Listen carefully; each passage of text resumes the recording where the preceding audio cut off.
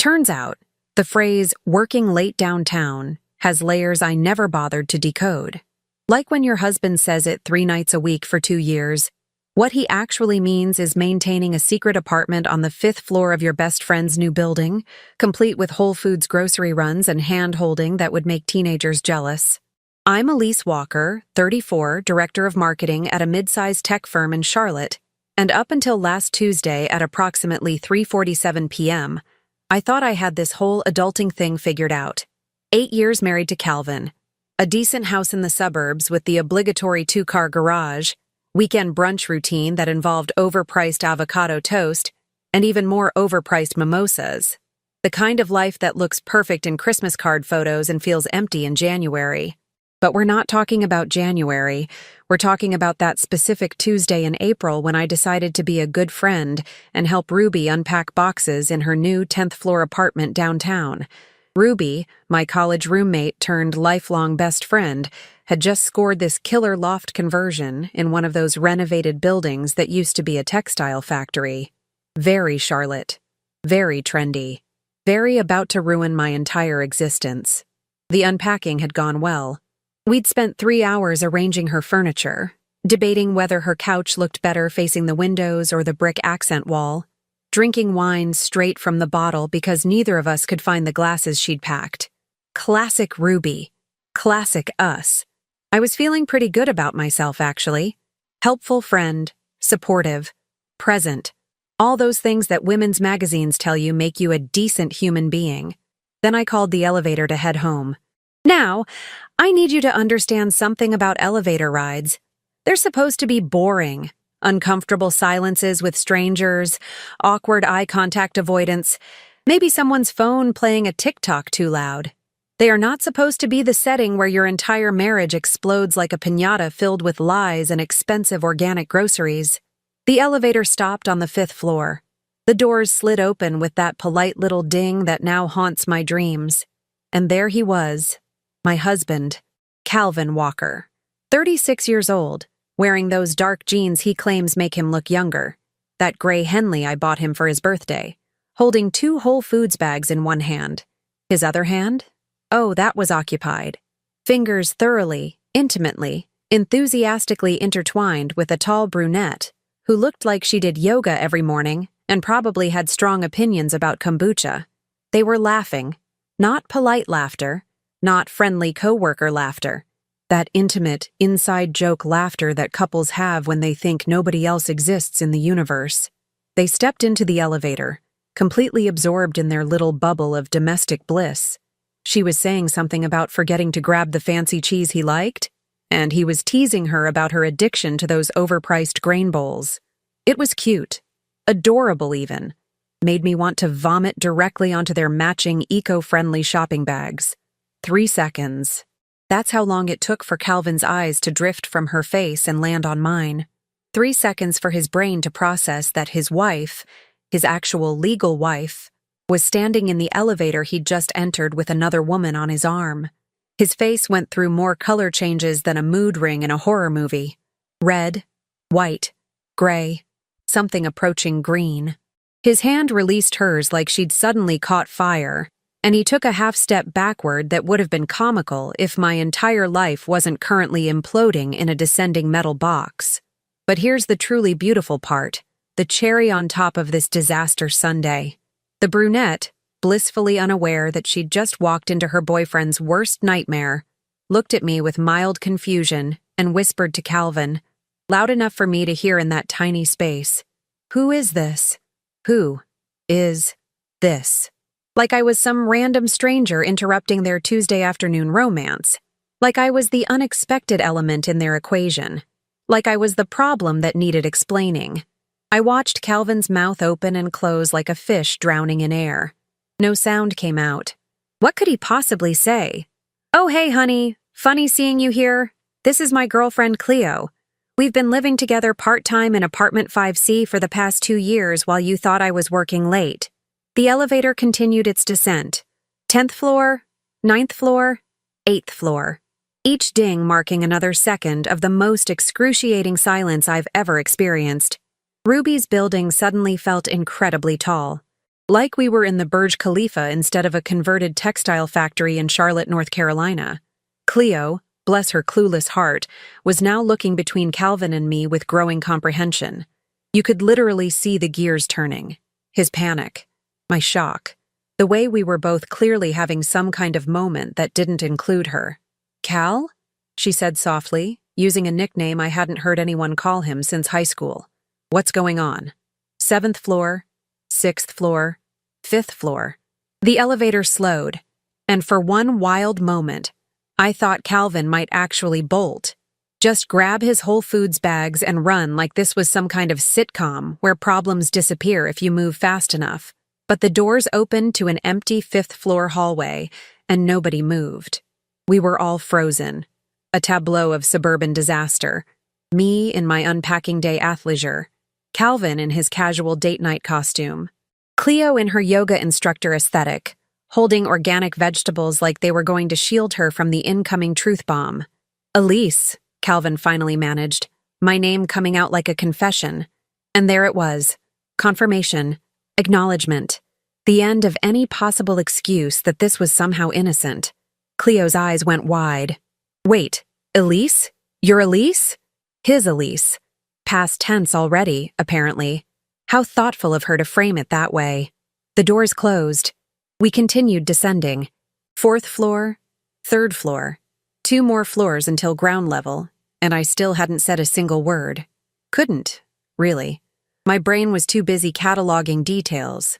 The way their reusable shopping bags matched. How comfortable they looked together. The fact that he was supposed to be in a client meeting across town right now, according to the calendar we shared, that apparently meant nothing. 2 years, I would later discover. 24 months of working late downtown. 730 days of my husband building an entire secondary life in an apartment 5 floors below where my best friend slept. An apartment I would have walked past countless times once Ruby moved in, completely oblivious. The math was already starting to hurt. Ground floor. The elevator doors opened to the lobby with its exposed brick and Edison bulbs and artisanal coffee shop in the corner. The kind of trendy space that's supposed to make you feel sophisticated and urban. I stepped out first, turned around, looked at both of them standing there like teenagers caught sneaking in after curfew. "Calvin," I said, my voice surprisingly steady considering my hands were shaking. "I'm going to drive home now. You have until I get there to decide which version of this story you want to try selling me. Choose wisely. I work in marketing. I know bullshit when I see it." Then I walked away, leaving my husband and his girlfriend and their organic groceries in that elevator, probably still trying to figure out how their perfect Tuesday afternoon had derailed so spectacularly. The walk to my car took 90 seconds. The drive home took 18 minutes. And in that time, my shock started transforming into something else entirely. Something sharper, colder, more calculating. Because here's what Calvin had forgotten in his 2-year deception. I don't just work in marketing. I'm good at it. Really good. And if there's one thing I know how to do better than anyone, it's crafting a narrative that people can't look away from. He wanted to play games? Fine. But he'd forgotten who he married. And that was going to be his first mistake of many. The thing about driving home in complete shock is that your brain does this fun little thing where it replays every red flag you ignored for 2 years on a loop. It's like watching a highlight reel of your own stupidity, except there's no popcorn and you're the joke. Calvin's car was already in the driveway when I pulled up. Of course it was.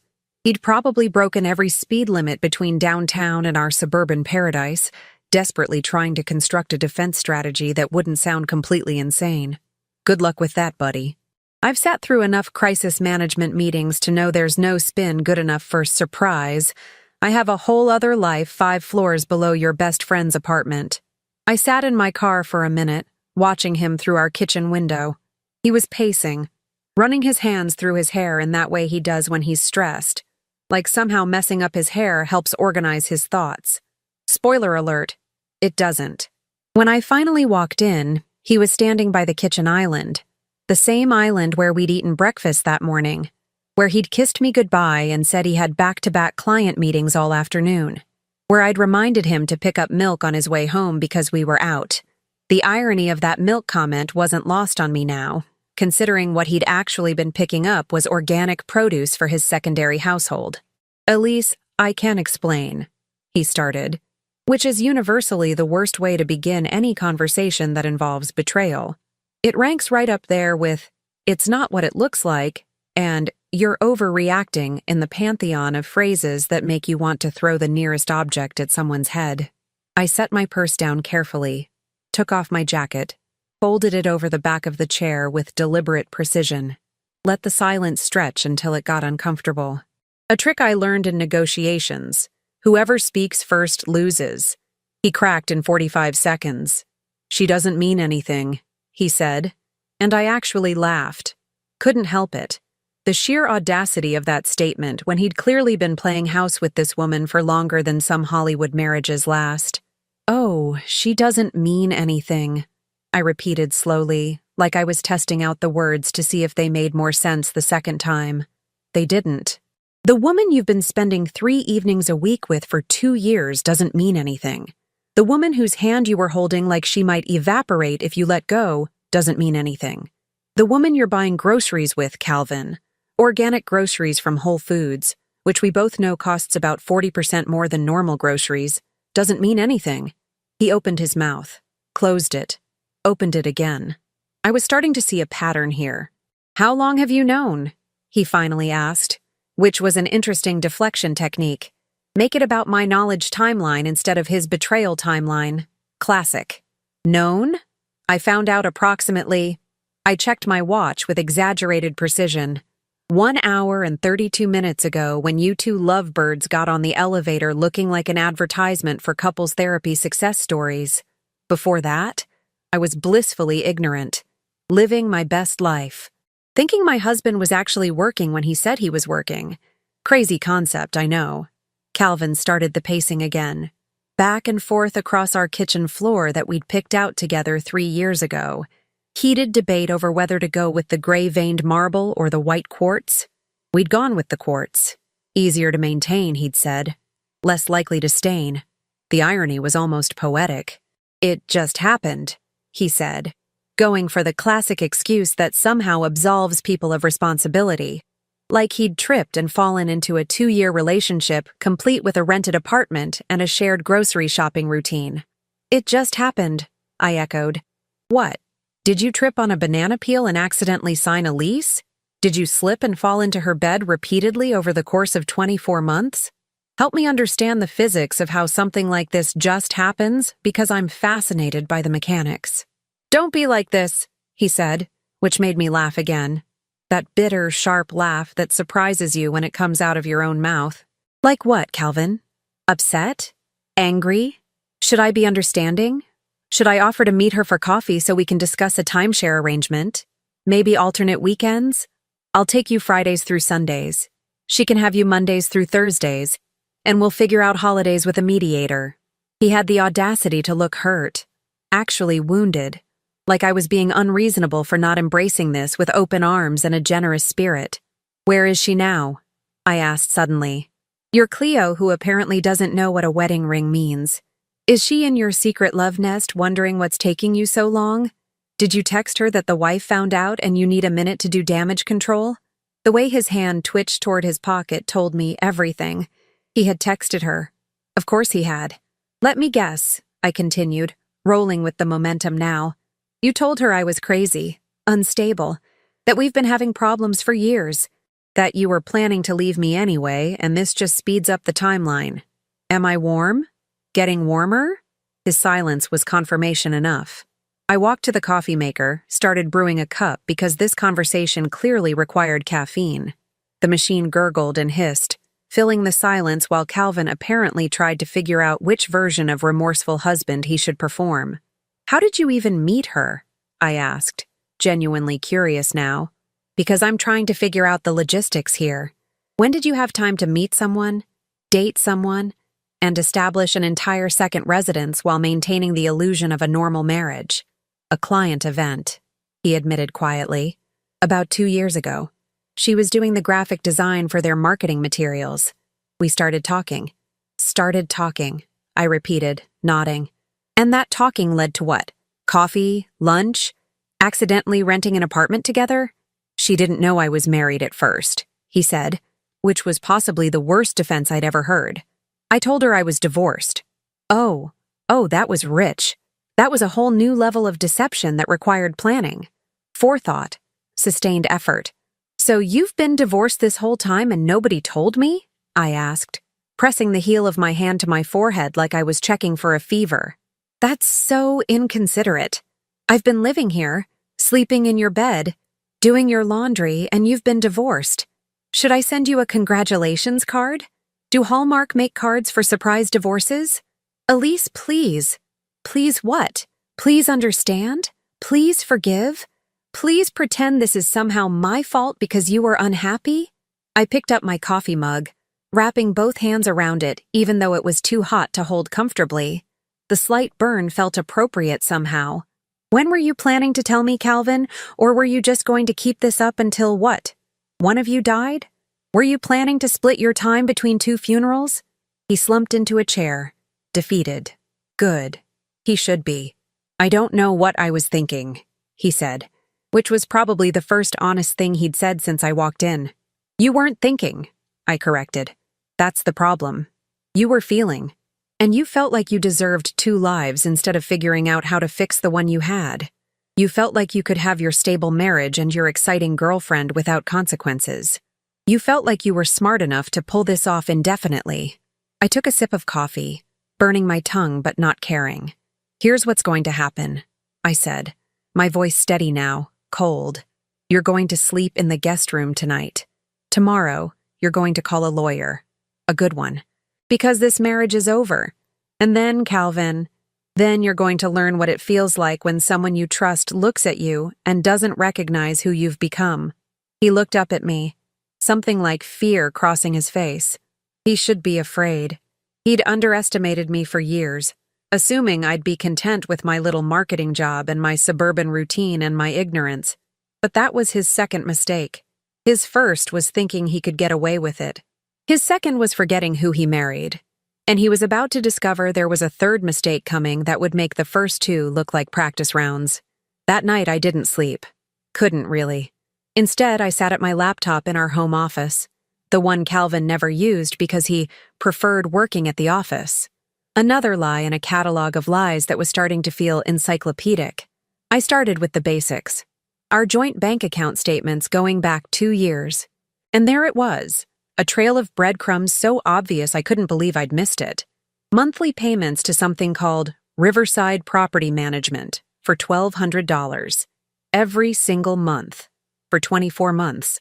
I pulled up our credit card statements next. Wednesday evenings, like clockwork. Grocery charges, restaurant bills, even a few purchases from that overpriced home goods store where people buy throw pillows that cost more than my first car. All the evidence of a life being built, funded by our joint finances while I'd been working late myself, completely oblivious. But here's where it got interesting. Really interesting. The apartment wasn't just in some LLC or under Cleo's name. It was listed as a corporate rental through Calvin's company, which meant Calvin had been expensing part of this whole operation as a business cost. Client entertainment, extended stay accommodations for visiting consultants. The creativity was almost impressive if it wasn't so completely illegal. I pulled up his company's employee handbook, started reading through the sections on ethics violations and fraud, made notes, cross-referenced dates. By 3 a.m, I had a timeline that would make a forensic accountant weep with joy. My phone buzzed. Ruby. Are you awake? Stupid question. Of course you're awake. I'm coming over. 20 minutes later, she was sitting across from me, still in her pajamas with a coat thrown over them, holding 2 cups of coffee from the 24-hour diner near her place. Talk, she said. So I did. Told her everything. The elevator. The apartment. The 2 years of deception happening 5 floors below where she was about to be sleeping every night. That absolute dumpster fire of a human being? Ruby said, which was mild for her. Ruby had opinions, and she didn't waste time softening them. What are you going to do? I'm going to destroy him, I said simply. But I'm going to do it legally, thoroughly, and in a way that ensures he never forgets what happens when you underestimate someone. Ruby grinned. It wasn't a nice grin. It was the grin of someone who'd been there when I orchestrated a campaign that took down a competitor's product launch in 48 hours. She knew what I was capable of when I put my marketing brain to work. "Tell me what you need," she said. What I needed was information, lots of it, and preferably information that Calvin didn't know I had access to. Ruby, bless her chaotic soul, happened to be friends with the building manager at her complex. Had bonded with him over their shared obsession with true crime podcasts. And building managers, as it turns out, have access to all kinds of interesting information, like lease agreements, and security camera footage, and noise complaints filed by neighbors. By Thursday morning, I had copies of everything. The lease showing Calvin's signature, the rider clauses about the corporate account paying the rent. Even better, I had security footage showing Calvin and Cleo's comings and goings over the past 6 months. Time-stamped, dated, undeniable. But I wasn't done. I called my lawyer. Not our family lawyer, the one who'd helped us with the house purchase. My lawyer. The one I'd met at a women in business networking event who specialized in high-conflict divorces and had a reputation for being absolutely ruthless. Her name was Marin, and when I laid out everything I'd discovered, she actually laughed. "Oh, honey," she said, "he's handed you everything gift-wrapped. Corporate fraud, misuse of company funds, maintaining a second household on joint marital assets without disclosure. This is going to be fun." Fun wasn't the word I'd use, but I appreciated her enthusiasm. Next stop, Calvin's HR department, but not directly. That would tip him off. Instead, I reached out to an old colleague who'd moved to Calvin's company 2 years ago. Took her to lunch. Casual. Friendly. Mentioned in passing that I was helping Calvin organize some documents for tax purposes and needed clarification on the corporate housing policy. She pulled up the handbook right there at the table. Walked me through the exact requirements for claiming corporate housing expenses, the documentation needed, the approval process, the auditing procedures. Calvin had forged signatures, falsified expense reports, created fake consultant profiles to justify the costs.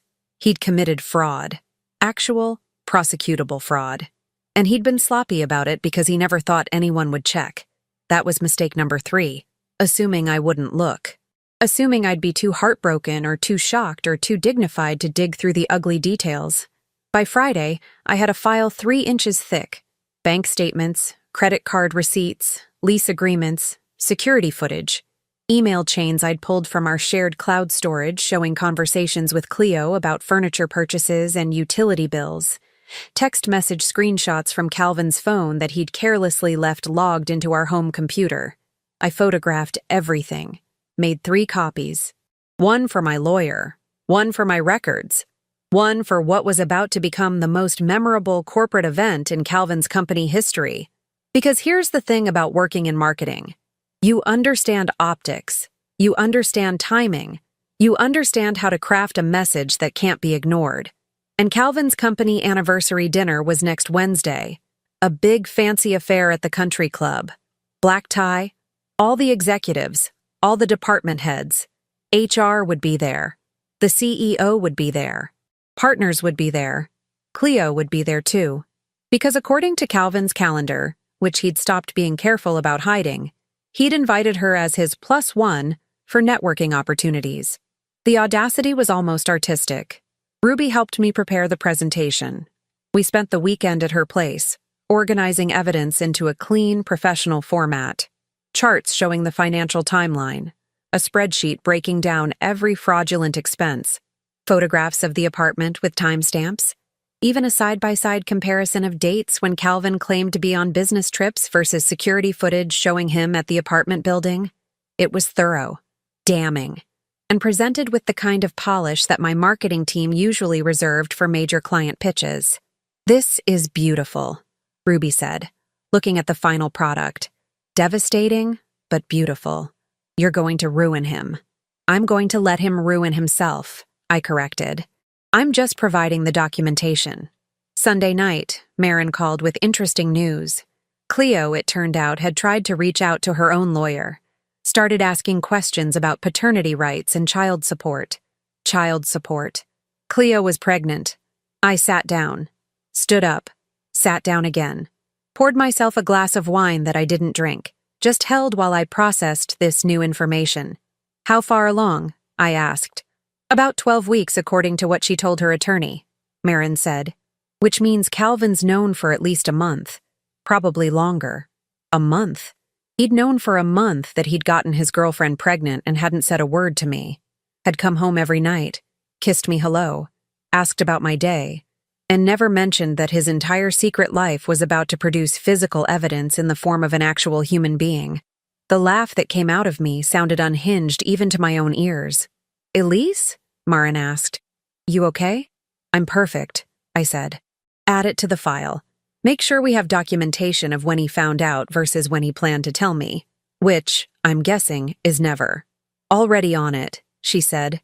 This just keeps getting better. Better wasn't the word I'd use, but it certainly made Wednesday's dinner more interesting. I spent Monday and Tuesday in a weird calm state. Went to work, did my job, smiled at people. Calvin and I barely spoke. He was sleeping in the guest room, leaving for work early, coming home late, avoiding me, probably spending time with Cleo, reassuring her that everything would work out somehow. Wednesday morning, I put on my best dress, the black one with the structured shoulders that made me look like I could run a Fortune 500 company or destroy one, depending on my mood. Pearl earrings, the good heels, professional, untouchable, perfect. Calvin looked surprised when I came downstairs. You're coming tonight?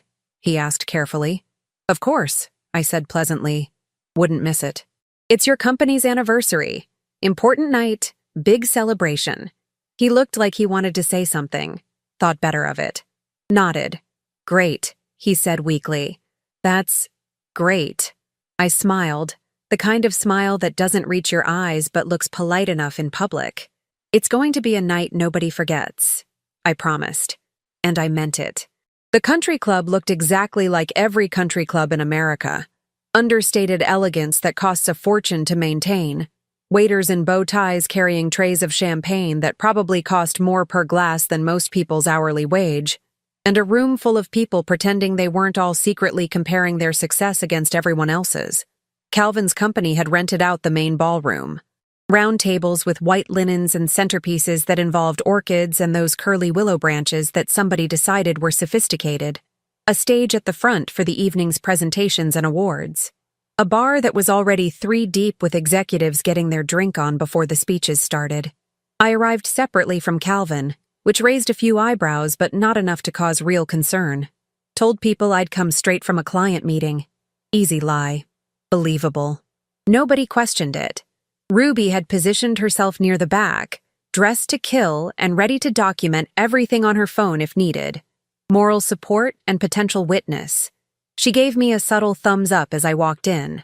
Calvin was near the bar, looking uncomfortable in his tuxedo. And there, beside him, was Cleo, wearing a navy dress that probably looked gorgeous before you knew she was sleeping with someone's husband.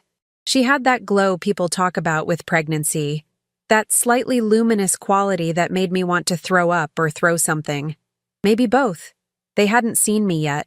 I watched them for a moment, the way Calvin's hand rested on the small of her back, proprietary and comfortable.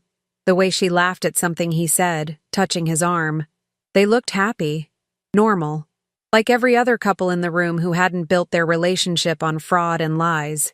I got a glass of champagne from a passing waiter. Needed something to hold. Something to keep my hands busy so I wouldn't do something impulsive like cause a scene before the main event. The company president, a man named Frederick, who'd always struck me as reasonably intelligent until he'd hired Calvin, took the stage around 7:30, started the evening's program with a speech about innovation and dedication, and all those corporate buzzwords that sound important but mean nothing. Then came the awards, Employee of the Quarter, Sales Team Recognition, the usual corporate back-patting that made these dinners run 2 hours longer than they needed to. Calvin won an award. Of course he did. Outstanding Regional Sales Manager, consistent performance, dedication to client relationships. The irony was so thick you could cut it with the dinner knives they'd provided for the overcooked chicken breast everyone was pretending to enjoy.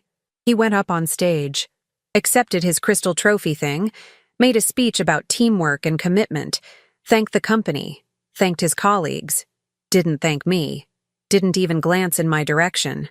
But he did look at Cleo, gave her a small smile that made my blood pressure spike. When he came back to his table, I stood up, walked toward the front. Ruby's eyes went wide. "Showtime." "Excuse me," I said loudly enough to carry but politely enough to sound reasonable. "Frederick, I'm so sorry to interrupt, but I have something I need to share with everyone. It's about corporate integrity and transparency. Since those were buzzwords you mentioned earlier, I figured now was the perfect time." Frederick looked confused. Calvin looked like he was about to have a heart attack. Several people around the room shifted in their seats. That uncomfortable recognition that something was about to go sideways. "I'm Elise Walker," I continued, my voice steady and professional. "Some of you may know me as Calvin Walker's wife, but I'm also a marketing professional, and I believe in the power of good presentation. So I've prepared something for you all tonight. Consider it a gift. An educational experience about what happens when personal ethics and corporate policy have a fundamental disagreement." I pulled out a USB drive from my clutch. One of the event coordinators, bless his confused soul, actually helped me plug it into the presentation system. The large screens on either side of the stage flickered to life. "What is this?" Frederick asked, looking between me and Calvin. "A case study," I said pleasantly, "about expense fraud, corporate housing policy violations, and why it's important to actually verify the documentation your employees submit. Calvin, honey, you might want to sit down for this." The first slide appeared. A clean title card. "The Hidden Costs of Dishonesty, a Comprehensive Review." Calvin stood up, started moving toward the stage. "Elise, don't." "Don't what?" I asked innocently. "Don't share public information? Don't present factual evidence? Don't embarrass you in front of your colleagues and your pregnant girlfriend who's sitting at table 7 looking increasingly confused?" Cleo's face went white. Several people gasped. The word pregnant hung in the air like a bomb that hadn't quite finished exploding. Frederick held up a hand. "Mrs. Walker, I'm not sure this is appropriate." "Oh, it's absolutely not appropriate," I agreed. "Much like maintaining a secret apartment on company funds while lying on expense reports isn't appropriate. But here we are. Shall we continue?" I clicked to the next slide. The timeline. Every fraudulent expense from the past 2 years highlighted in red, dates, amounts, categories. All cross-referenced with Calvin's actual work calendar showing he wasn't where he claimed to be. "As you can see," I narrated, like I was presenting a marketing campaign, "the expenses began approximately 24 months ago. Interesting timing, since that's exactly when Calvin met Cleo at a client event and decided to expand his living arrangements. The apartment in question is located at Riverside Towers, 5th floor, rented through your corporate housing program under false pretenses." Next slide. The lease agreement with Calvin's forged signatures and fabricated consultant information. Here we have the documentation claiming a consultant named Marcus Brennan needed extended housing for a 6-month project that somehow lasted 2 years. Plot twist. Marcus Brennan doesn't exist. But Cleo Brennan does. She's the designer sitting right over there, probably wondering how her boyfriend could afford a downtown apartment on a freelancer's income. Cleo stood up, knocking over her water glass.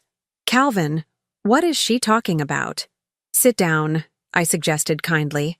"This concerns you too, especially the part about child support calculations which, spoiler alert, are going to be based on Calvin's actual income, not the inflated version he probably told you about."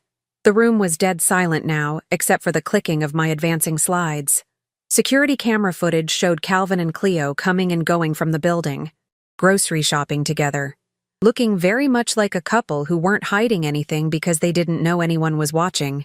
"Frederick, I've already forwarded all of this to your HR department and legal team," I said conversationally, "along with documentation of the internal policy violations. I believe the employee handbook is quite clear on fraud and misrepresentation. Section 12, paragraph 4, if anyone wants to look it up later." Calvin had gone gray. Actually gray. Like he'd forgotten how blood circulation worked. "You can't do this," he said weakly. "Already did," I corrected. "Past tense. It's done. And the best part? Everything I've presented is completely factual, documented, legal, unlike your expense reports for the past 2 years. Frederick was now conferring with 2 other executives who'd moved to the front. One of them was definitely from HR based on the way she was looking at Calvin like he'd personally offended her entire department. I advanced to my final slide. A simple statement. Transparency matters. Integrity matters. And karma has impeccable timing. Thank you all for your attention, I said, disconnecting my USB drive and dropping it in Frederick's hand. The full report, including financial calculations of the misappropriated funds, is on there. I believe it totals somewhere around $38,000 over 2 years. But who's counting besides the IRS? I walked off the stage. The room was still frozen in that collective shock where nobody quite knows how to react. Ruby was recording everything on her phone, barely containing her grin. As I passed Calvin's table, I stopped, looked at Cleo, who had tears streaming down her face. For what it's worth, I said quietly, he told me you didn't know he was married. I actually believe that part. So here's some free advice. Get a good lawyer. Make sure the paternity test happens legally. And maybe run a background check on the next guy before you get serious. Then I walked out of that ballroom with my head high and my evidence delivered, leaving behind the wreckage of Calvin's career, his reputation, and his carefully constructed double life. Ruby caught up with me in the parking lot. That was the most savage thing I've ever witnessed, she said, slightly breathless. And I once watched you destroy a competitor's product launch with a single press release. This was more personal, I admitted. My phone started buzzing immediately. Myron calling. Please tell me you recorded that, she said without preamble. Ruby got everything. Perfect. Because Calvin's going to have some very expensive legal problems coming his way. Corporate fraud, potential criminal charges, and now a very public custody situation. He really should have thought this through better. I leaned against my car, suddenly exhausted. Is it wrong that I feel good about this? Honey, that man stole from you, lied to you, built an entire second life while making you question your reality. Feeling good about exposing the truth isn't wrong. It's healthy. The next morning, Calvin was fired. By noon, the story had spread through Charlotte's business community like wildfire. By the end of the week, 3 other employees had come forward with concerns about his expense reports, and the company had launched a full audit. Cleo reached out through her lawyer, wanted to meet, said she had questions. We met at a coffee shop downtown, neutral territory. She looked tired, scared, about 4 months pregnant now, showing just enough that strangers probably wondered if she was just bloated or actually expecting. I didn't know, were the first words out of her mouth. I know, I said. And weirdly, I meant it. We talked for 2 hours. She told me her version of the story. How Calvin had pursued her, told her he was divorced, painted a picture of himself as the wounded but hopeful romantic starting over. How he'd been planning to propose next month, had showed her rings. It would have been almost sad if it wasn't so predictable. What are you going to do? I asked finally. Have the baby, she said simply. Make him pay child support. And never trust anyone who can't introduce me to their friends and family again. Fair enough. 6 months after the country club incident that would forever be known in Charlotte business circles as the Walker presentation, I was sitting in my new loft on the 8th floor of a building 3 blocks from where this whole mess started, drinking coffee and reading the finalized divorce decree. The irony of living in a loft conversion wasn't lost on me. Same aesthetic as Ruby's place, same exposed brick and industrial chic vibe, except mine had better natural light and 0 chance of running into my ex-husband in the elevator. I'd made sure of that before signing the lease. Calvin, for those wondering, had moved back in with his parents in Greensboro, a 36-year-old man living in his childhood bedroom because he'd torched his career, his marriage, and his bank account in spectacular fashion. His LinkedIn still said he was exploring new opportunities, which was corporate speak for unemployable after committing fraud at my last job. The divorce settlement had been remarkably simple once the criminal charges got involved.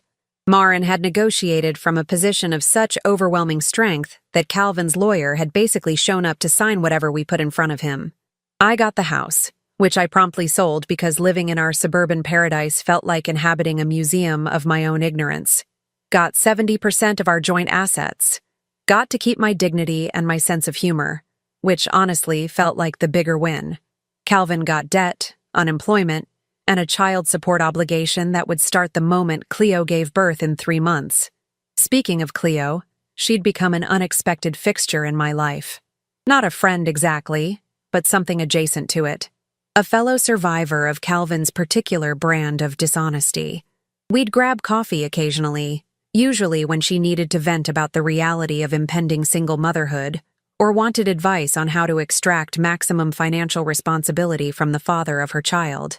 He asked if he could be in the delivery room, she told me over lattes one Tuesday afternoon, her expression somewhere between disbelief and exhaustion. She was 7 months pregnant now, glowing in that way people claim all pregnant women glow, but really only some do. What did you tell him? I asked. That he could watch it on video after my lawyer approved the footage, she said dryly. He seemed to think we were going to co-parent like some kind of modern family situation. Like I'd forget he spent 2 years lying to both of us. I raised my coffee cup in a mock toast. To men who mistake consequences for persecution. She clinked her decaf against mine. And to women who document everything. The blog I'd started had taken off in ways I hadn't anticipated. Renovating After Ruin. A marketing professional's guide to divorce had started as therapy, a way to process everything by turning it into content. Turns out there were thousands of women who related to the experience of discovering your life wasn't what you thought it was. The podcast had followed naturally. Weekly episodes where I interviewed other women who'd survived various flavors of betrayal and come out stronger. We talked about the practical stuff, lawyers, finances, real estate, but also the emotional archaeology of rebuilding your identity when the person you trusted most had been systematically undermining it. Ruby co-hosted sometimes, providing commentary and keeping me honest when I veered too far into cynicism. She'd moved on from the building where this all started, claiming the energy was cursed, even though we both knew she just wanted a place with better closet space. My marketing career had somehow benefited from the whole disaster. Turns out, publicly destroying your cheating husband's career with a well-crafted presentation makes you memorable in professional circles. I'd gotten 3 job offers in the months following the divorce. Took the one that came with a corner office, a 20% raise, and a team that appreciated someone who understood how to deliver a message with maximum impact. The house sold within 2 weeks of listing. Some young couple starting their journey together, completely convinced their love would be different, better, lasting. I didn't tell them what had happened there. Didn't want to curse their optimism with my experience. Let them figure out their own disasters on their own timeline. I kept the coffee maker, though. Good coffee maker. No reason to abandon quality appliances just because your marriage imploded. Frederick, Calvin's former boss, had reached out a month after the company dinner, apologized for not catching the fraud sooner, thanked me for bringing it to their attention in such a memorable fashion. The company had tightened their expense policies considerably, implemented new oversight procedures, even brought me in as a consultant to help revamp their corporate communications about ethics and integrity. The irony of getting paid to teach Calvin's former company about honesty wasn't lost on anyone. Looking back now, from my 8th floor loft with my successful podcast and my hard-won wisdom, I can almost feel grateful for that elevator stopping on the 5th floor. Almost. Because that moment, as devastating as it was, showed me something crucial. I'd been living half a life, accepting crumbs and calling it a feast. The version of Elise who existed before that Tuesday was smaller somehow, more willing to ignore red flags, more invested in maintaining the appearance of happiness than actually pursuing it. She would have forgiven him eventually, probably. Would have gone to couples therapy and pretended the betrayal could be processed away with enough communication and commitment. This version of me knows better. Knows that some things can't be fixed because they were never actually working in the first place. Knows that loving someone doesn't obligate you to tolerate their damage. Knows that the best revenge isn't matching their cruelty, but building something they can't touch or diminish. Calvin texts occasionally. Mostly about practical matters he should be discussing with his lawyer. Sometimes late at night with messages that start with, "I've been thinking," and end with apologies that arrive about 2 years too late to matter. I don't respond anymore. Said everything I needed to say in that country club ballroom with 3 inches of documentation and a room full of witnesses. These days, when I get in an elevator, I smile. Not because I've forgotten what happened, but because I've learned something that Calvin never understood. The best stories aren't about the disaster that befalls you, but about what you build from the wreckage. And mine? Mine's just getting started. Turns out, when life gives you a cheating husband and a secret apartment, you don't just make lemonade. You build an empire, document everything, and never apologize for being the protagonist in your own story. The elevator doors close. I press the button for the 8th floor, and somewhere between the lobby and my destination, I realize I'm not angry anymore. Not bitter. Not even particularly sad about what I lost, because what I gained was worth infinitely more. The unshakable knowledge that I'm the kind of woman who doesn't just survive betrayal. I weaponize it into wisdom, turn pain into profit, and never make the same mistake twice. Calvin got his second family, his corporate fraud charges, his unemployed status, and his child support obligations. I got my life back, and that's a trade I'd make every single time. After the animal rescue mission from the California wildfire, I flew home earlier than planned, without telling my husband, to cook an anniversary dinner for our 8th wedding year. I tiptoed step by step toward the living room window, only to suddenly hear my husband's best friend's young child call him Daddy, while the child's mother kissed my husband and said, "Michael, you really are a wonderful father." That scene left me frozen in place. They were celebrating the birthday of a child unrelated to me, in the very house I paid for. I quietly recorded a video and left. The next morning, my husband came to my workplace and yelled, "What horrible things you did last night." My name is Michelle, 35 years old, a veterinarian and owner of Harbor Light Animal Clinic in Cambridge, Boston. After nearly 3 consecutive weeks in California, helping rescue animals injured in the wildfires, the mission ended 3 days earlier than expected, and I decided to fly home that very afternoon. I booked a noon flight from San Francisco to Boston, set to arrive early in the evening. I wanted to be home before Michael could find out, to prepare dinner for our 8th wedding anniversary. I paid extra to upgrade to business class, just to come home a bit sooner, just to see his smile when I stepped through the door with a small gift in hand. Throughout the flight, I thought of him, of his favorite dinner, the red stew I learned to cook just for him, of the burgundy bottle we'd been saving for a special occasion. I pictured him opening the door, surprised, then smiling. In my suitcase was a special gift, a silver necklace engraved with a wolf's paw, symbolizing loyalty, which I picked out after a successful surgery on an injured old dog in California. I believed it would be the perfect gift for a perfect anniversary.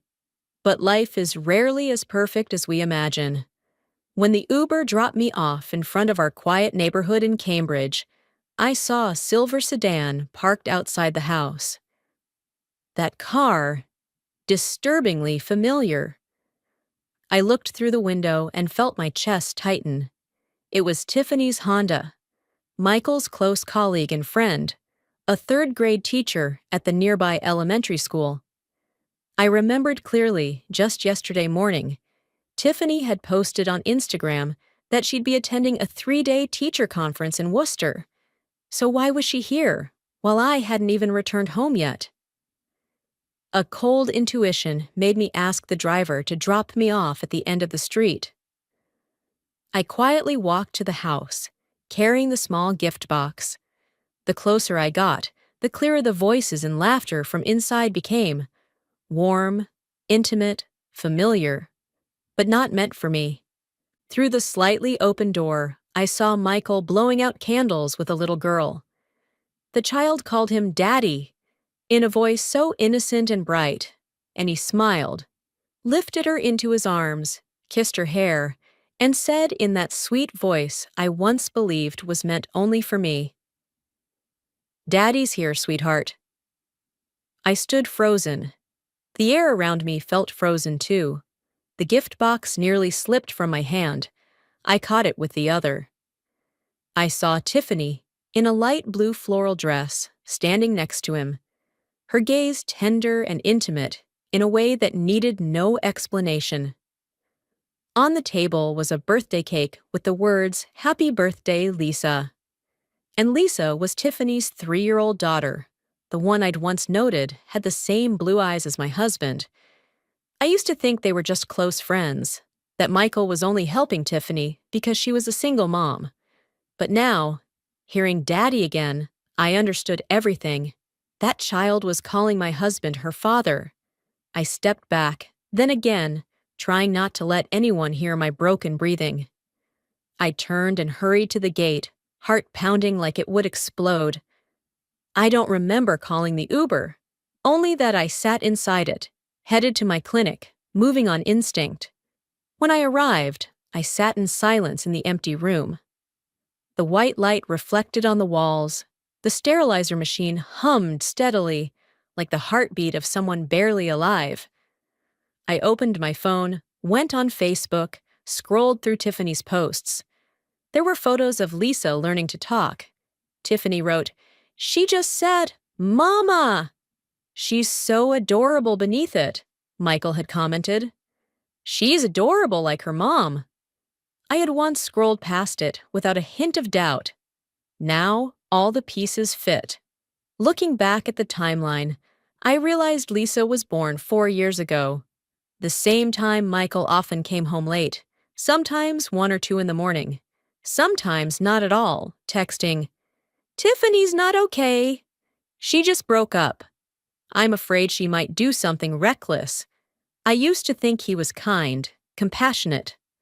I was touched by my husband's empathy. But perhaps, back then, kindness had already become betrayal. I once believed our marriage was built on honesty, but now I see. Michael had betrayed me with the woman he called his best friend. I don't hate Tiffany the way I hate him. To me, she's just a lonely woman who went too far. But Michael, the man I once called my soulmate, he's the one who stabbed me with the very trust I gave him. I opened the notebook on my desk. The first page still had a list of vaccines for cats. I turned to a new page, picked up my pen, and wrote the first line. If loyalty had a shape, then today it shattered. I looked up, out the window where the early winter rain had started to fall. In that moment, I knew I would not let this pain pass like a memory. I would strike back, and I would reclaim justice for myself. Out there, Boston's lights were flickering on, but inside me, nothing was clear. I knew I had just witnessed something unforgivable, but I couldn't let him know I knew. I needed the truth, needed evidence, not just emotions. I picked up my phone, opened the chat with Michael, and tried to sound as normal as possible. The rescue ended earlier than expected, but I might have to stay a few more days to wrap things up. If I finish early, I'll catch the red-eye flight home, message sent. My heart thudded. Just 15 seconds later, he replied, "That's great news. I miss you so much. Once you've rested, let's do a belated anniversary dinner." I looked at the screen, a bitter smile creeping onto my face. He was still playing the perfect husband, as if last night he hadn't laughed with another child in this very house. The next morning, I returned home in silence. Michael had already left. On the kitchen counter were 2 mugs, his usual coffee, and another with a faint lipstick mark. I looked around. Nothing was messy. Everything was too perfect, too clean, like my life had been erased from it. I opened the drawer where he usually kept his wallet and car keys. A small piece of paper stuck out. I pulled it free. A folded receipt. Teddy's Toy Emporium, white wool stuffed teddy bear, $127, September 12th. September 12th. He had told me he was in New York meeting investors. I remember he video called me, smiling, saying, "I miss you." My hand shook. There was no more doubt. I sat down, opened my laptop. The screen cast a cold blue light on my face. I created a new document, typed 3 words in all caps: Justice Plan. I snapped a photo of the receipt, saved it into the first folder, named Day of Betrayal 1. Then I opened my notes and listed every detail: Tiffany's license plate, Michael's work hours, the late-night meetings he claimed were urgent. One by one, the puzzle pieces began falling into place. At 10:55 a.m., a loyal client came in with her elderly cat, Mrs. Whitmore, a retired lawyer I deeply respect. As I administered the shot, she looked at me and said softly but firmly, "My dear, your eyes say more than you realize. Something's wrong, isn't it?" I smiled, trying to cover it up. "No, just a bit tired." She nodded slowly and said, "Women only say tired when they're holding it all in. If you suspect someone, don't confront them without proof.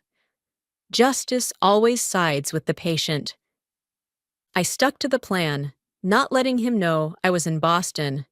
At 3 p.m., just after finishing a minor surgery at the clinic, I texted Michael, keeping the tone of a wife still far away. "I'm wrapping up paperwork here in California. Might be a late one. How have things been at home?" He called back immediately. His voice was warm and familiar, so much so that if I hadn't known better, I might have believed him again. "Everything's fine. Don't worry about a thing. I've just been busy with work stuff. Oh, and I stopped by Tiffany's last night. She's not doing great again." I gripped the phone tightly. Last night was the night I stood outside the door, hearing a child call him Daddy. 1,000 questions burned in my throat, but I swallowed them down, letting out only a measured touch. "You and Tiffany. Is there something going on that makes you go over there so often?" He paused for a beat, then let out a perfectly crafted sigh, laced with wounded sincerity. "Are you doubting me, Michelle? You know Tiffany once had suicidal thoughts after her breakup. I just don't want her doing anything drastic. I thought you understood my heart. I let the silence linger, listening to the low hum of the air conditioner through the line like it was reminding me to stay calm. Then I spoke, slow and dry. I'm not doubting. I'm just asking. If you're truly just helping, then that's good. Thank you for trusting me," he said softly. "Come home. We'll talk things through. I love you." The call ended. I stared at the dark screen, my chest tight and hollow. Was I angry? Yes. But more terrifying was that I no longer wanted to argue. Not yet. Not without proof. That night, alone in the clinic office, I opened our joint bank app and reviewed recent transactions. The words appeared like a black ink stain. Transfer, $2,000. Recipient, Tiffany M. Note: Take care, birthday. 2041. I leaned back in my chair, hearing my heartbeat in every harsh thud. 8:41 p.m. Right after that call with me, he sent her money, with a note that read, "Take care." I screenshot the transfer and saved it to the Justice Plan folder. Transfer 2000 Tiffany 2041 PNG. I reopened the photo of Tiffany's silver car outside the house and added it to the evidence log. The pieces were falling into place. I searched my contacts for Mildred Harper, divorce attorney, a former client who once brought in her beagle for vaccines. I typed a quick email, attaching the teddy bear receipt and the screenshot. "Dear Mildred, this is Michelle from Harbor Light Animal Clinic. I urgently need legal consultation regarding marriage and finances, possible infidelity, transfers from joint accounts to a third party, and procedures for requesting DNA testing." Attached are 2 initial pieces of evidence: I want to proceed lawfully and quietly until I have a complete file. Thank you, the send button turned gray. I rested my forehead against the back of my hand. Outside the clinic window, Boston glowed like a chessboard, each lit square a story no one else knows. On the desk, the Justice Plan notebook lay open. I added a new line. Day of Betrayal, 2. The first lie has been recorded. The distance between pity and complicity is just one excuse. I turned off the lights. In the dark, I heard something faint, the sound of trust falling to the bottom of my heart, and I knew, from this moment on, every road would lead to the truth. I barely slept that night. I lay curled on the small sofa in my clinic office, listening to the rain tapping on the roof and the wind slipping through the window frame. At first light, I brewed a strong black coffee, opened my laptop, and began combing through our joint account. Michael still believed I was in California. He had no idea I was less than 10 kilometers away, here in Cambridge, working on a plan taking shape. In the transaction history, a long list of unusual expenses appeared, like puzzle pieces I'd never seen before. Maple Leaf Elementary tuition, $3,800. Kids Planet Toy Store, $215. Happy Moments Birthday Photo Studio, $640. All notes repeated one name, Lisa. I opened my notebook and began building a timeline, left column for transaction dates, right column for the excuses Michael had given. Business trips. September 12th. White teddy bear. Meeting investor in New York. November 4th. Maple Leaf tuition. Trip to Dallas. December 21st. Birthday photo shoot. Year-end meeting in Chicago. Each line matched chillingly. For 4 years, every night I stayed up saving the lives of helpless creatures. He was raising another family. With the money I earned. Near noon, my phone buzzed. A reply from Mildred Harper, the lawyer I had emailed the night before. Michelle, I've reviewed your materials. This is a clear case of infidelity and financial abuse. Do not confront him yet. Keep gathering evidence, statements, transfers, invoices, every expense. I recommend preparing a divorce petition and a DNA test request. Stay calm, keep him unaware. Justice takes time, but we will get it. I read the email 3 times, then typed back. Understood. I'll gather more over the next few days. He won't suspect a thing until it's too late. 30 minutes later, I sent Michael a short message, setting the next piece in motion. I'm back in Boston. Tired, but okay. I think I'll stay home for a few days before returning to work. Within 5 minutes, he replied, So happy to hear that. I'll come home early tonight. I want to make things right, Michelle. I looked at the screen. A faint smile crossed my face. He still thought I'd just arrived. He had no idea I'd seen everything. That evening, Michael came home earlier than usual. He brought tulips, the flowers I used to love, but now only felt like a chokehold. He smiled, wrapped his arms around me from behind. His cologne hadn't changed, familiar enough to make my chest ache. I'm sorry I haven't been more attentive, he whispered. You've been so tired. What if we took a weekend in Maine? I turned to him, smiling lightly, voice calm as air. Sounds nice. I could use a break, too. He took my hand, looked deep into my eyes, and I saw a man who could act down to the last detail. I only nodded. I had to pretend. Mildred's advice echoed. Don't confront him without enough evidence. While he showered, I opened my phone, captured the latest bank statement, and emailed it to Mildred. In the notes, I typed, This month shows a new $5,200 transfer to account HM. Coincides with Maple Leaf tuition. Likely Tiffany Morgan. I saved a copy, turned off the screen. Michael stepped out of the bathroom, hair still damp, wearing that familiar half smile, the smile that once made me love him and now left me hollow.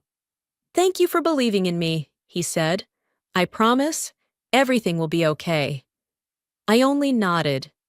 That night, while he slept, I lay still, phone glowing under the covers, and wrote one more line in the justice plan. He says he loves me with words. But he pays for another love. And money doesn't lie. Outside the window, Boston's rain returned. In the soft yellow glow of the lamp, I looked at the man lying beside me and knew that from now on, every breath he took was part of my plan. 3 days later, Michael told me to dress up for his firm's fundraiser, a high-profile event for major investors in the financial sector. He said it was a chance for us to show up as a couple again after such a busy time. And I understood instantly. He needed the mask of a happy marriage. I chose a fitted long black dress, paired with the ivory silk shawl he'd gifted me for our 3rd anniversary. Everything was curated, from outfit to smile. As we stepped into the grand lobby of the Fairmont Copley, hundreds of crystal glasses sparkled under golden chandeliers, soft jazz weaving between murmured conversations. He placed his hand on my back and whispered, "You've always been the best part of my life." I smiled faintly. A good liar always sweetens the blade. The event began. Michael mingled with groups of guests, shaking hands, laughing, proudly introducing me. "This is Michelle, my biggest supporter through every step of my career." Everyone looked at us like a perfect couple. I smiled politely, listening quietly, feeling the invisible cracks beneath the polished surface. And then I saw her. Tiffany, in a pale violet dress, her hair softly curled, wearing a silver star brooch. She entered the hall like a guest of honor, name badge in hand. "Tiffany Morgan, community education consultant." I nearly laughed. Consultant? She had just been promoted in Michael's new narrative, his sponsored project. Michael saw her, and for a split second, their eyes met. Something electric passed between them, long enough for me to recognize a look he never gave me. She nodded. He gave a subtle nod back. But just minutes later, they clinked glasses and exchanged a warm smile, the kind shared by two people who've known more than wine. I held my champagne glass, stepped toward the back of the hall, and gently opened my purse. Beneath tissues and lipstick, my phone was recording. I aimed the camera in their direction, pretending to check messages while it captured every second of Michael and Tiffany's interaction, the smile of two people who knew exactly who they were deceiving. I didn't drink another drop. I just stood there, watching, reminding myself, sometimes justice doesn't come from courtrooms, but from the moments people think no one's watching. When the event ended, Michael held my hand, flashes going off around us. "Thank you for being with me tonight," he said. I answered softly, "That's what a wife's supposed to do, right?" He nodded, not realizing that sentence was double-edged.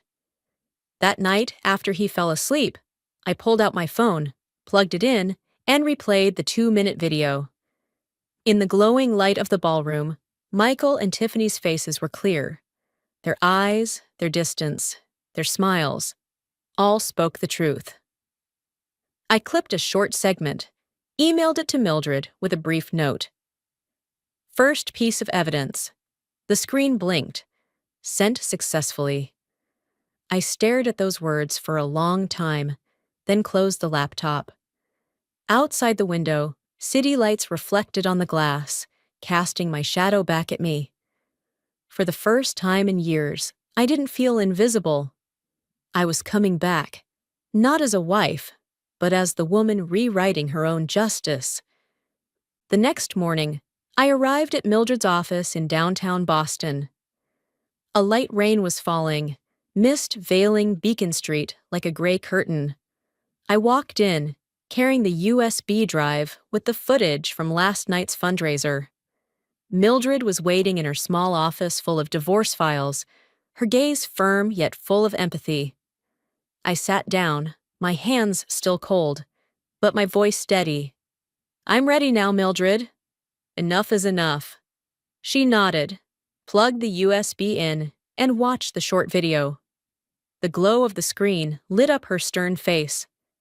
After a few silent seconds, she said slowly, "This is more than clear. We'll begin divorce proceedings immediately, and I want you to request a DNA test to confirm that child is Michael's. If so, he can be charged with concealing a dependent and financial misrepresentation." I listened to every word like hearing the war drums at the start of a true battle. That same morning, Mildred helped me file the official divorce petition with the Suffolk County Court. The packet was over 10 pages long, with all evidence attached: bank statements, transfers, receipts, the video. I signed my name at the bottom, my pen shaking slightly, but the stroke resolute. That afternoon, Mildred contacted the Massachusetts Child Support Enforcement Agency, reporting suspicions of Michael hiding a child, an act subject to civil charges and severe penalties. I sat across from her, watching each fax go out, my heart pounding yet strangely relieved. Every sheet sent peeled back another layer of his mask. But Mildred knew that to win, I'd need more than paperwork, visual evidence. She referred me to Joseph Turner, a private investigator she'd worked with on high-stakes financial divorce cases. That afternoon, we met at a small cafe near the Charles River. Joseph was in his 40s, tall, quiet, eyes sharp as blades. After my brief summary, he asked only one question. "What level of evidence are you after? Suspicion or certainty?" I answered clearly, "Certainty and legal." 2 days later, I received an email from Joseph. Subject line, "Initial observations." He wrote concisely, with attached photos and a detailed report. Michael left his office at least 3 times this week during lunch, around 12:10 to 1:45 p.m. He drove to Riverview Place Apartments in Somerville, where Tiffany Morgan resides. He parked in the garage and went up to apartment 307. He stayed about an hour and a half, then returned to work by 2 p.m., as if coming back from a client lunch. I opened each photo. Undeniable. Michael stepping out of his car, holding a paper bag from a nearby bakery, smiling as Tiffany opened the door. Pictures of them leaving the unit together, her walking him to the parking lot, brushing his shoulder before he walked away. Joseph concluded, "The visits are consistent every Tuesday and Thursday."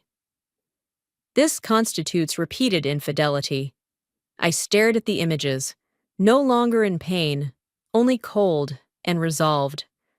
The man who said he was meeting clients had been spending lunch breaks cheating. I saved all the photos to the Justice Plan folder, carefully numbered. That night, I sent them all to Mildred, along with this note. "Mildred, here is direct evidence. He meets Tiffany twice a week during lunch. Enough for court." Her response came almost instantly. "Good. I'll prepare the supplemental file. From now on, Michelle, every step you take is protected by law. We won't fight with pain anymore, but with evidence." I looked out the window. The Boston sunset reflected off the Charles River, staining the sky red. I breathed deep and whispered to myself, "He once used time to hide his lies. I'll use every minute now to bury them."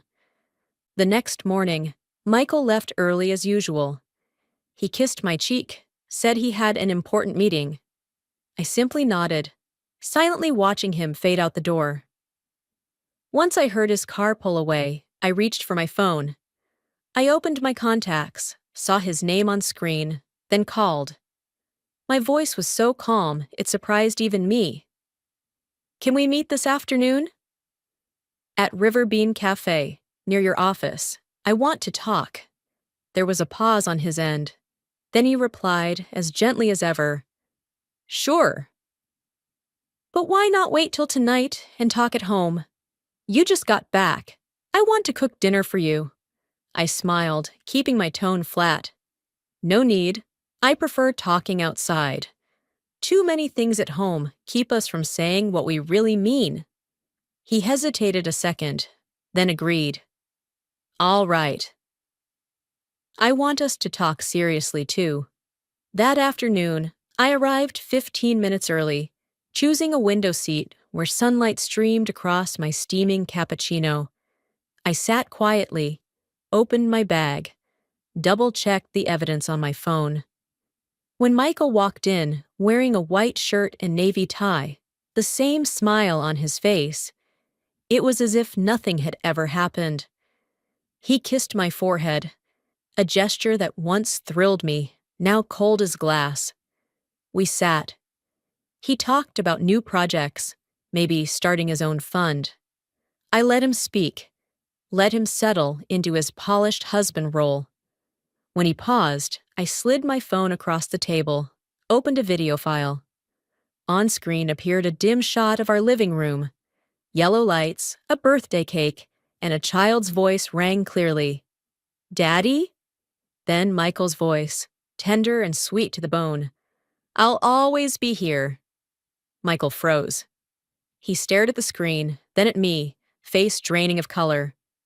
Michelle, when did you film this? I didn't answer. I set down my cup, voice low and steady. That night. When you blew out candles with another woman's child. In my house. He swallowed hard, tried to steady his tone.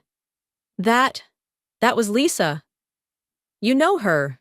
Tiffany asked me to watch her sometimes. I said that to comfort the girl. I didn't want her feeling unloved. Michelle, she doesn't deserve to be hurt. I laughed, but it came out sharp as broken glass. Doesn't deserve to be hurt? You're saying that to me? Do you know what truly doesn't deserve pain, Michael? A wife's trust. I took an envelope from my bag, unfolded documents. Teddy bear receipt dated September 12th, Maple Leaf tuition statements, transfer proof to Tiffany Morgan, and the photo from the fundraiser where he toasted with her in the hotel lobby. I laid each one on the table, voice even and cold. Here's the tuition you paid. Here's the toy you bought on the day you said you were in New York. And here, the moral man, toasting with his mistress at a company event.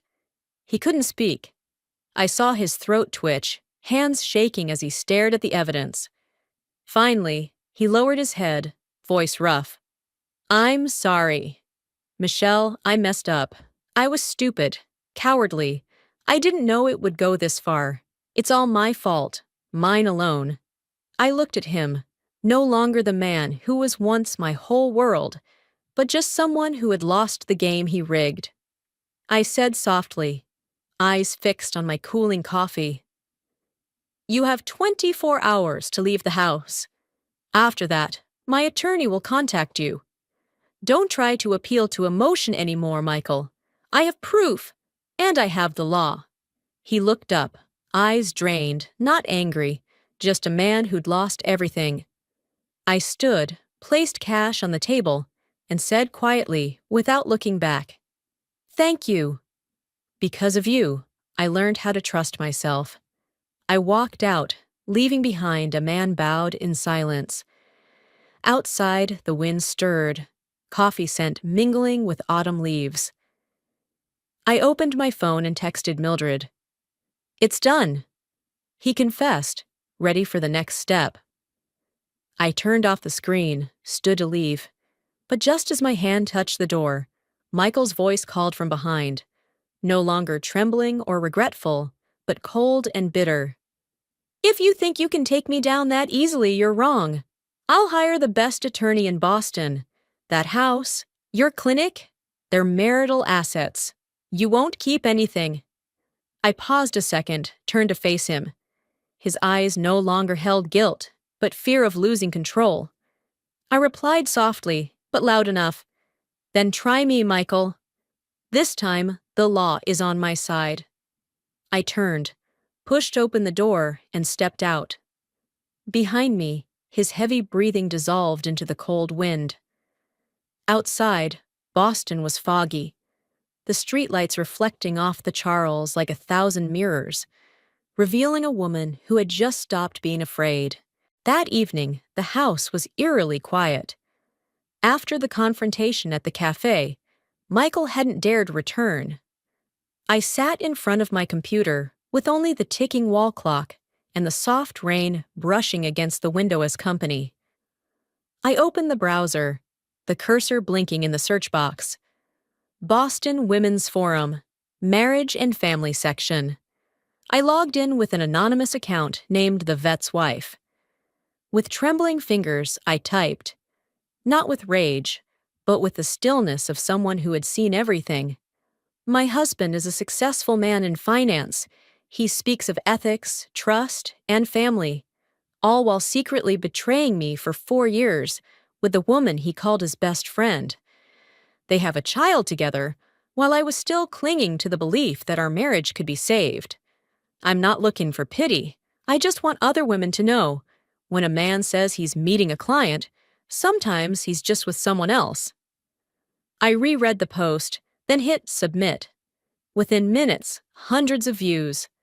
An hour later, over 5,000. Comments poured in. Women sharing similar stories, words of support, others outraged on my behalf. One wrote, "Is he with Brightfield Capital?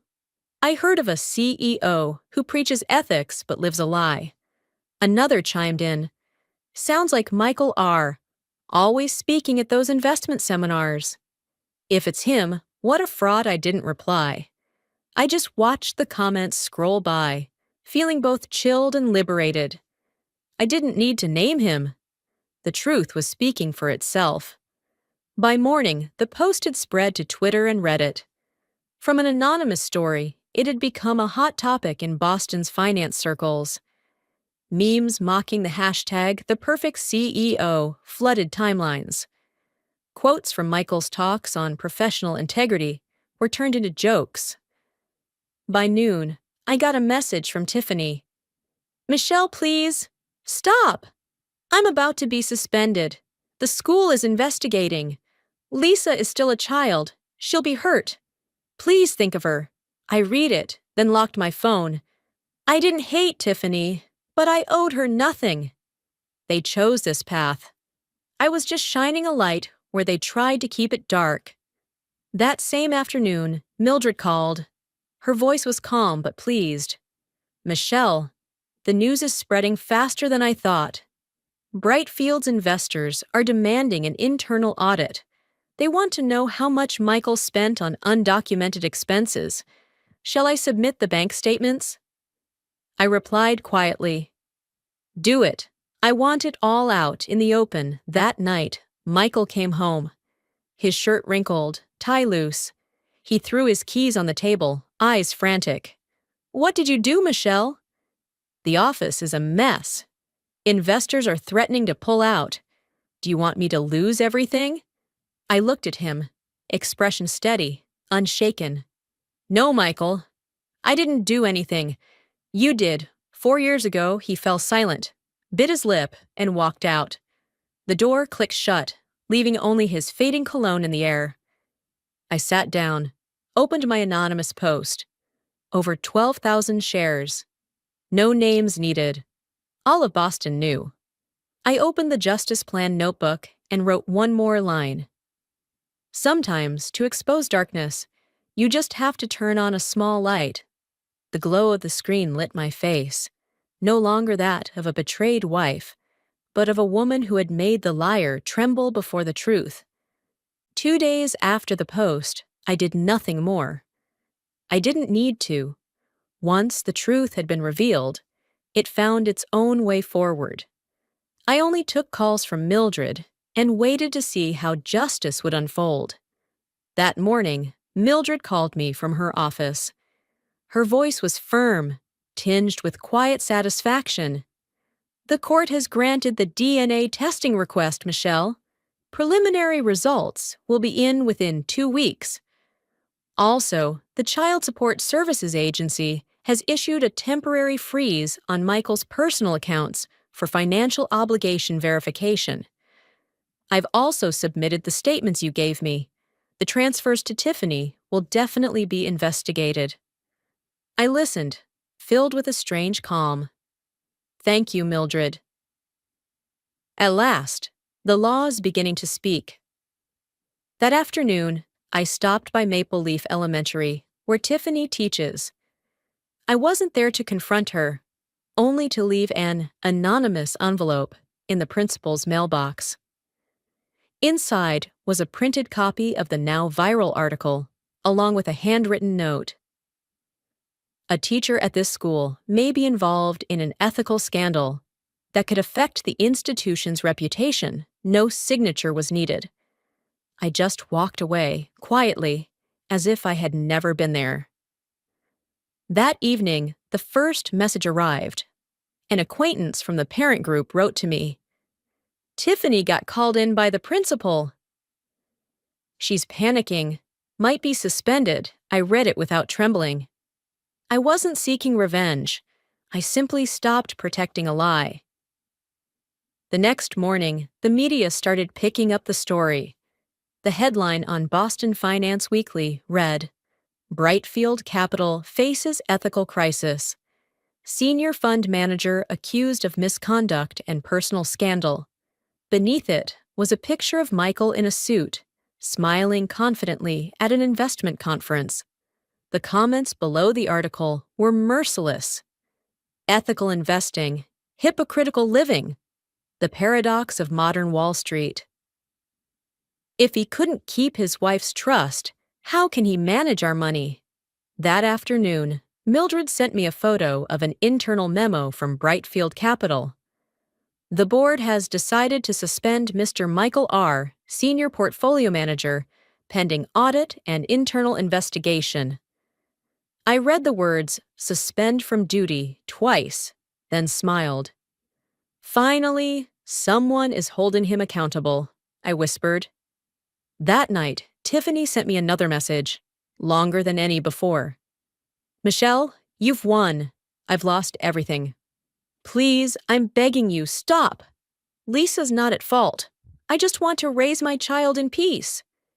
I stared at the screen, not responding. There was no need to. Society, public opinion, and justice were finishing what I had started. When I closed the laptop, I reopened my Justice Plan notebook. The final line of the day, I wrote in small, steady script. When justice begins to work, I don't need to scream. I just need to stand still and let the truth speak for me. Outside, the autumn wind swept through the window frame, carrying the scent of light rain and the distant echo of car horns. Boston had never felt so peaceful, at least not to me. 3 weeks later, with the scandal still making headlines, I decided it was time to close the chapter. Not with silence, but with truth made public. I booked a table at the Grand Ivy, a restaurant by the Charles River, where we once celebrated our 3rd wedding anniversary. This dinner wasn't just a gathering of friends. It was my final trial, one where justice didn't lie in a judge's hands, but in the eyes of those who had once believed in us. I sent invitations to our closest mutual friends, and to both Michael and Tiffany. In the note, I kept it brief. "This is a farewell dinner. Come if you still believe in the truth."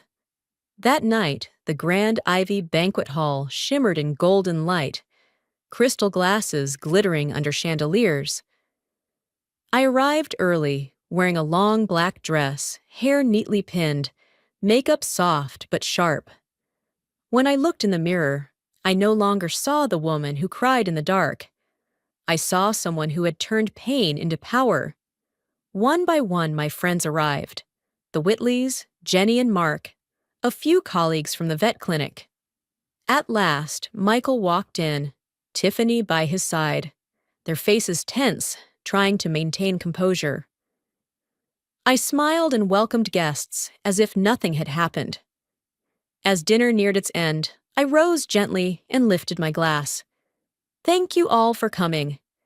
Tonight, I won't say much. I just want to share one thing. The truth sometimes needs light, and tonight, I want to shine that light. The room fell silent. I signaled the tech staff. The large screen at the back lit up. The image appeared. The very video I had recorded that night in my own living room. Lisa's voice rang out, innocent and clear. Daddy? Then Michael's, warm and affectionate. I'll always be here. A few gasps. Some covered their mouths. All eyes turned to Michael. But I didn't stop there.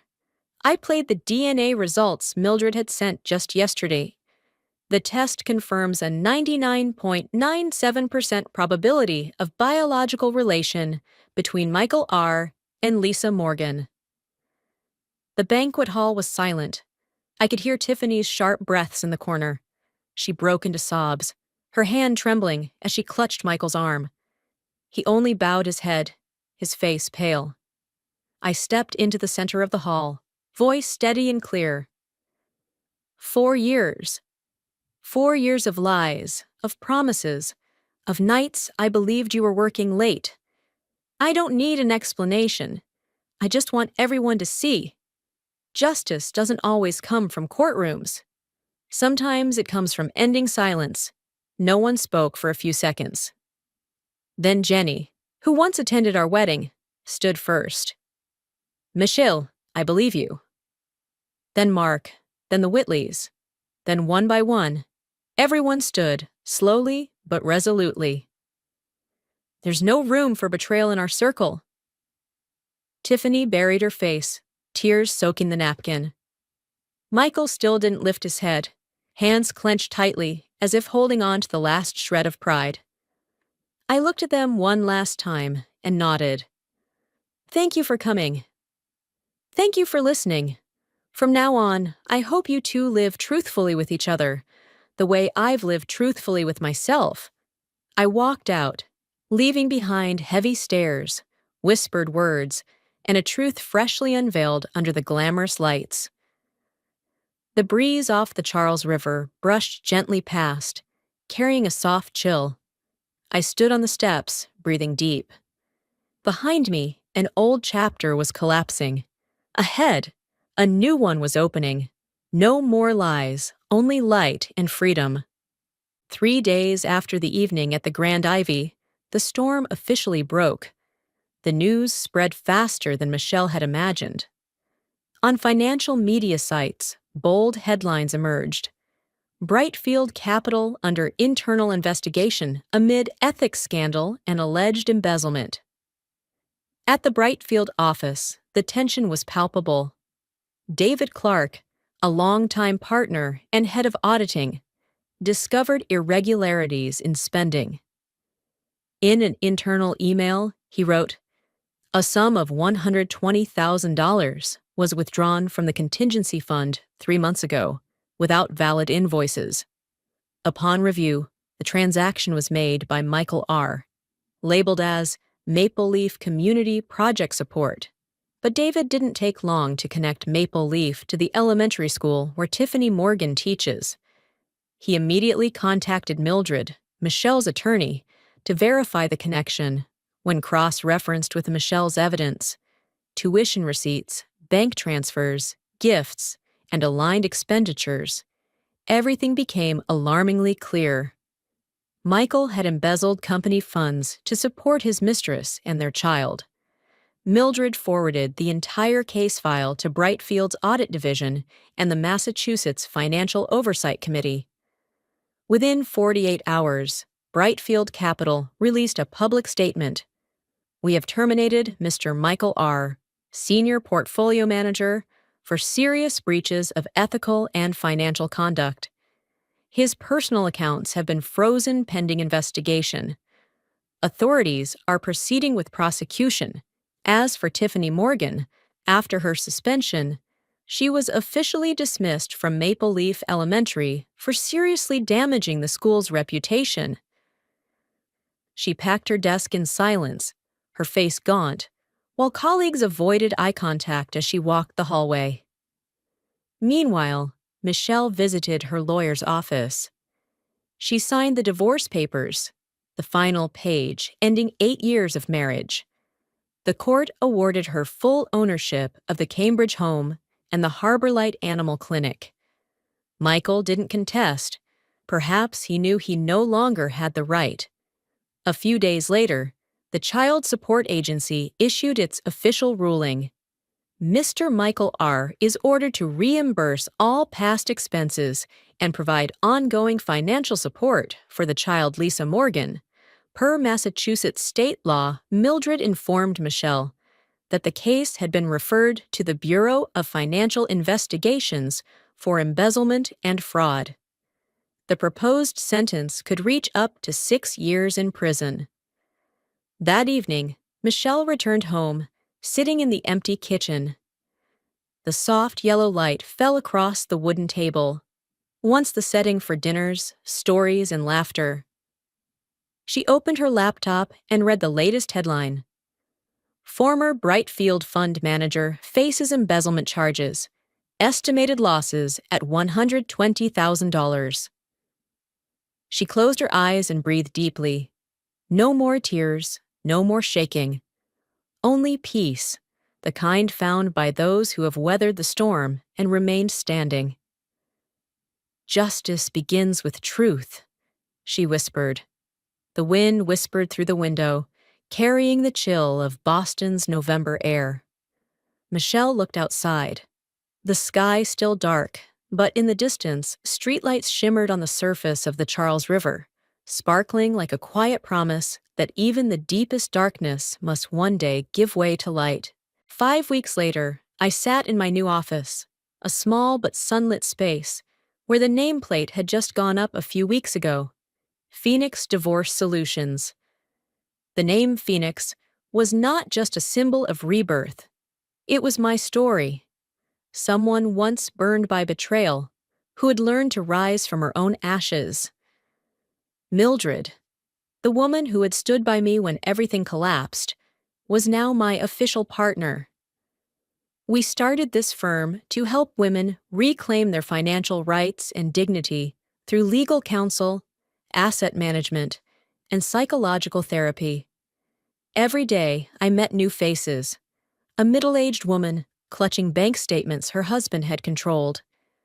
A young mother holding her child, her eyes lost but resilient. I saw myself in them. Women who once thought justice was a luxury until they learned how to claim it. One afternoon, I was invited to speak at the Women's Financial Freedom Conference, an event bringing together hundreds of women, lawyers, entrepreneurs, and social activists. As I stood on stage, the spotlight on me, I saw eyes looking up, expectant, empathetic, trusting. I began. There was a time I believed justice meant making others pay. But then I realized true justice is when you get yourself back, when pain no longer controls you, but becomes the strength to lift others. The applause was long and warm. Mildred smiled from the front row, nodding gently, a silent blessing. 2 months later, I heard Michael had been sentenced to 6 years in prison for embezzlement and financial fraud. He was stripped of all authority in the investment world, lost his reputation, lost everything he once took pride in. As for Tiffany, after being fired from the school, she moved back in with her parents in suburban Worcester, unable to find new work. I didn't feel joy, nor sadness. It was simply a natural consequence, the result of choices they had made. As for me, I returned to the simple life I had once forgotten. On weekends, I visited the Animal Rescue Center in Cambridge, where it all began. I adopted 3 abandoned animals: an old Labrador, a limping corgi, and a black cat named Midnight. I cared for them, played with them, and sometimes smiled at the thought that by saving these small lives, I was saving myself. In the late afternoon, as the sun dipped behind flaming red trees, I sat by the window, watching people pass by. A hot cup of tea on the table, 3 animals curled up beneath my feet. I thought to myself, justice doesn't end with punishment. It ends with peace. And for me, peace had begun. On an early winter morning, the season's first snow fell gently on the glass roof of the Cambridge Rescue Center. I stopped by as usual, but today a special soul caught my attention. A small golden-haired dog, blind, yet still lifting its head at every sound. They said it had been rescued from the wildfires in California the year before, during the same time I was there on a work trip. They hadn't named it yet, but I simply smiled and said, "Her name is Hope."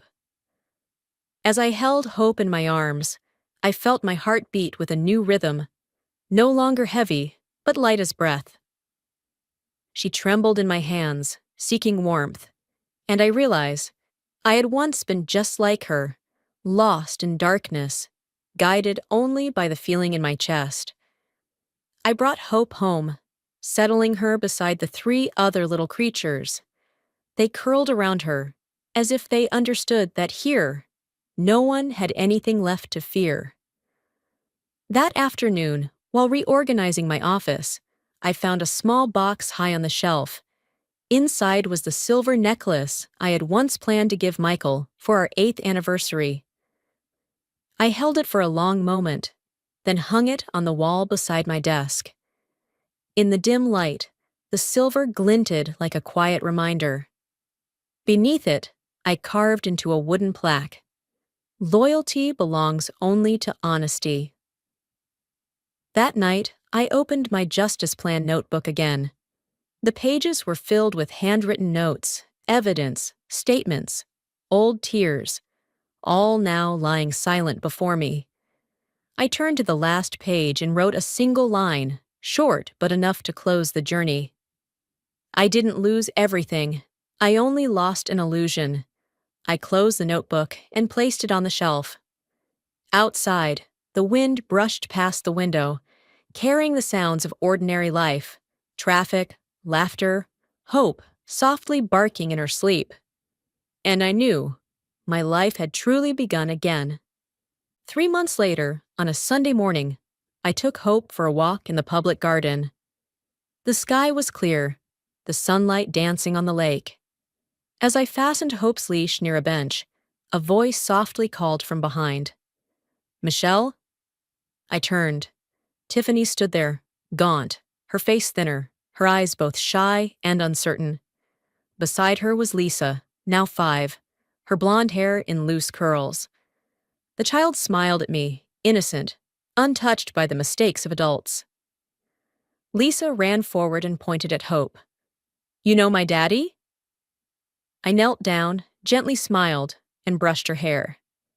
"I used to know someone, but now I know peace." Tiffany stood still, tears running silently down her cheeks. Her voice cracked. I'm sorry.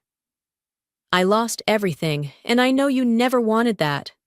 I just wanted to say thank you for not destroying me the way I did to you." I looked at her for a long moment, my voice soft as the breeze. "I never wanted anyone to suffer, Tiffany. I just needed peace. The rest, each of us has to face what we've sown." Tiffany nodded, took Lisa's hand, and walked away. I watched them go. No hatred, no pity, only a sadness light as dust in the sun. That afternoon, my sister Rebecca called. "You know Michael's working as a waiter now, downtown. Tiffany's tutoring privately." "Life has its ways of teaching people," I answered softly, a faint smile on my lips. "No one needs to suffer, Rebecca.